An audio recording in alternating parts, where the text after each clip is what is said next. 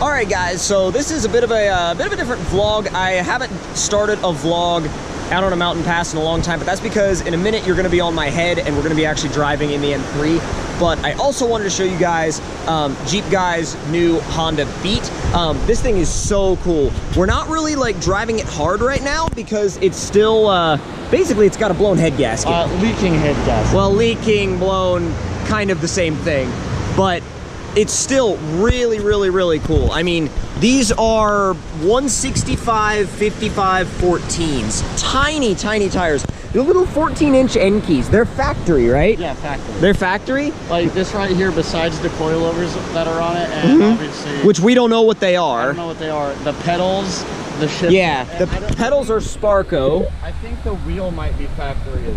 The wheel is possibly factory. I don't know if the wheel, I don't know if that Momo wheel came with it or not, but I don't know like anything about these cars. So... This is about how it came factory, with these wheels and all. Yeah, well, it's super cool looking, and look how tiny it is with my M3 behind it. Like, that's the biggest thing, is how tiny that car is with the M3 behind it. But I'm gonna put you guys on my head, and we're gonna drive that way, and then are we gonna do a downhill? I guess a little maybe bit. Little downhill cruise. Yeah. All right. Well, we're gonna get back in the car now, and we're gonna head up the mountain. Just honk when you're ready. Okay.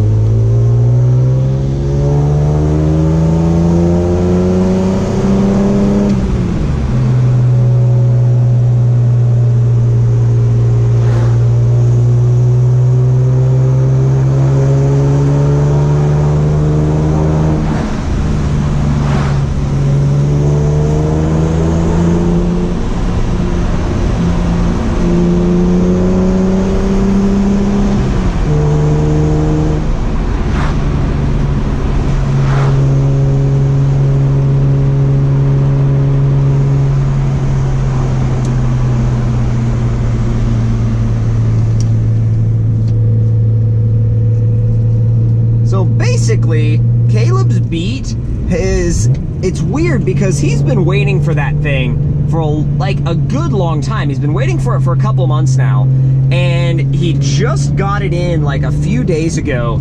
And remember how he said he had it had a bit of a leaking head gasket?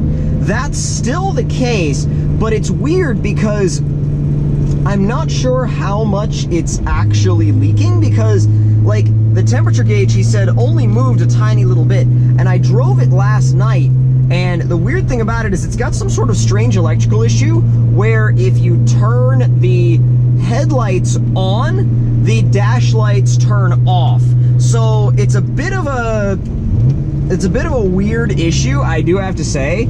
And by the way, I mean, I know you guys can probably tell, but we're not like running or anything like that. We're just kind of cruising up the mountain. But it's a little bit better to actually talk if we do that, because if I'm actually going to do a run, I'm going to be quiet. But if I'm doing a run, I'm going to be quiet anyway, so you guys can hear the car. But you can still, it still sounds awesome. It still sounds so good. But that thing sounds crazy. I'm gonna let you guys hear it a little bit later. It's a 660cc 3-cylinder, and it makes about 64 horsepower. So it's not by any means, you know, super fast or anything like that. It's not like super fast in a straight line. It doesn't have a ton of power, but it's a K car. So it's all about the lightweight and the performance and the handling. And of course, you know, what you get with that is you get with the lightweight, you get that really zippy handling that you would expect in something that weighs less than 2,000 pounds. So honestly, when you think about it in the long run, I mean, that makes a Miata look huge. It really does. It makes a Miata look big. And when I drove it the other night, I was like, man, this makes a Miata feel big. And like, when you drive something that makes a Miata feel big, you go, oh my God, this is totally different from anything I've ever experienced. It's a totally different world. Now, it also, obviously, I don't know how well you guys can see him, but it is right-hand drive, which is really weird for me. That's definitely something that I am not used to. I've only really ever driven left-hand drive cars, so jumping into a right-hand drive car for the first time was super odd and super strange, but honestly, it kind of was one of those things where you jump in and you kind of have to tell your brain to adjust, and once you tell your brain to adjust, it can adjust to what you're trying to do. Like, it's not, you know, it's not like you're trying to do something that you've never done before. Everything is still oriented the same. You just do it with the opposite arm. And that may sound still a little weird, but like first gear, second gear, third gear, they're all in the same place. The transmission orientation is still the same. It's just first gear, instead of being left and forwards with your right arm, is going to be left and forwards with your left arm. So again, it's not like super complicated to wrap your head around, but it is one of those things that you do have to actually think about a little bit, because like in this car, I can just go, oh, I want to go down to third and rev match to third, and I'm good. Whereas in that, it's not that you have to think about it, but it's more that you have to go, okay, so I need to make sure that, like, because I'm using my left hand, and I need to make sure I do this right, don't go into the wrong gear. Whereas with this thing, you know, with really anything that's left-hand drive, it's muscle memory. It catches him immediately out of corners because it's got so much torque. But at the same time, like I said, there's a little bit of an overheating issue right now with that car, so we're being super gentle with it going up the hill. This is, by the way, one of my absolute favorite roads. So nice out here.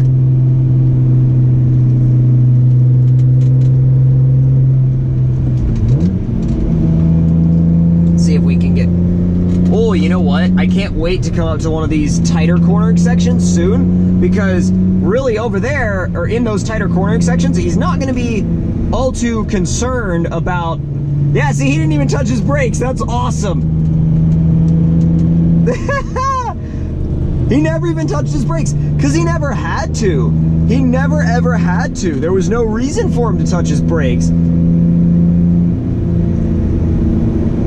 Watch, he won't even touch him here either. And like I said, we're not hauling or anything, but he literally just got that car, and he has like very little experience in it so far, and very, you know, he's got a little bit of right-hand drive experience. He's actually got more right-hand drive experience than I do, but at the end of the day, like, you still want to let yourself get used to the car and just make sure, you know, make sure you work yourself into it. I love this section.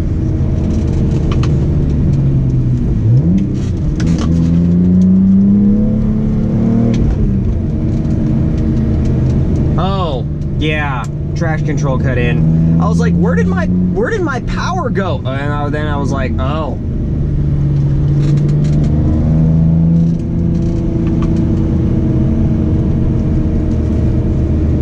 It's so funny because, like, also too, it's got the red Honda emblem, the real JDM red Honda emblem, which is so cool.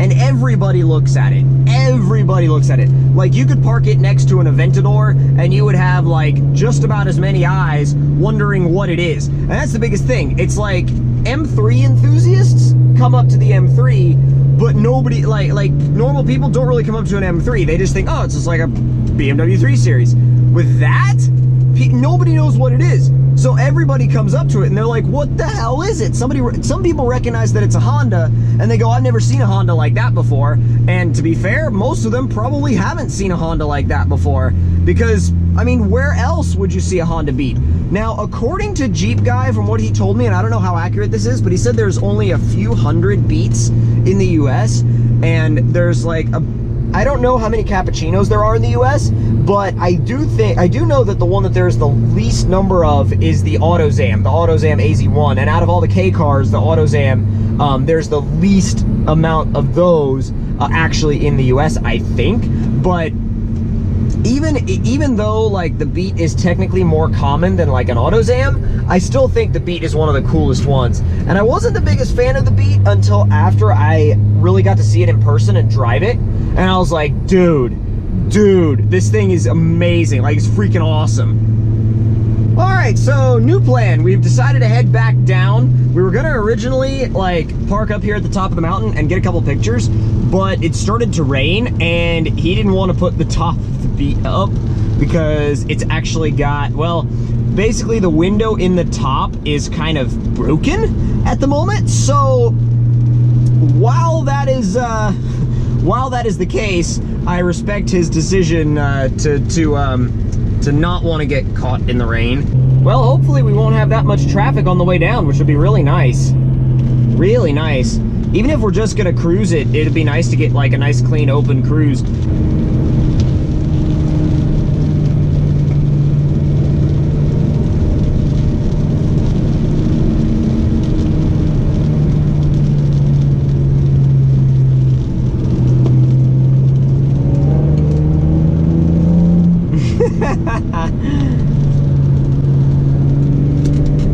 Oh, I've got torque.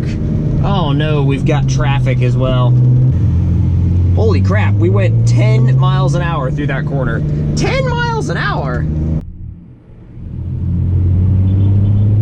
There we go.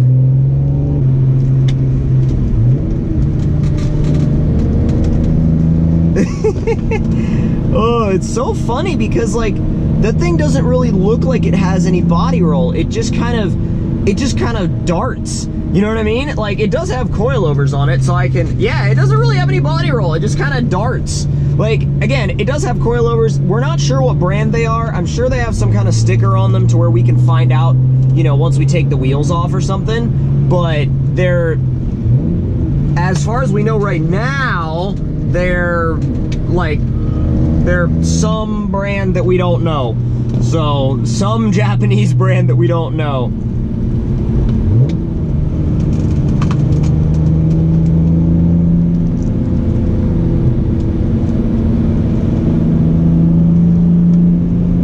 And even though we're not going like quickly, it's fun to just flow with that thing. Like just to watch it on the road is hilarious. That is probably the end of any sort of even spirited-ish driving though for this little pass. So I may end up, I think, shutting off the camera at this point. But if you guys enjoyed this quick little vlog, don't forget to click that like button. Tell me in the comment section down below what you guys thought of it. And if you're new to the channel, don't forget to subscribe for more and come back again soon for more driving videos as well as more episodes of the M3's basically not necessarily, well, I was about to say build, but more like just chronicles of the M3 in general, like everything from, you know, the weight reduction that we did with removing the sub from the back, to doing mountain runs, to doing anything like any of that. So again, hope you guys enjoyed, and I'll see you guys later.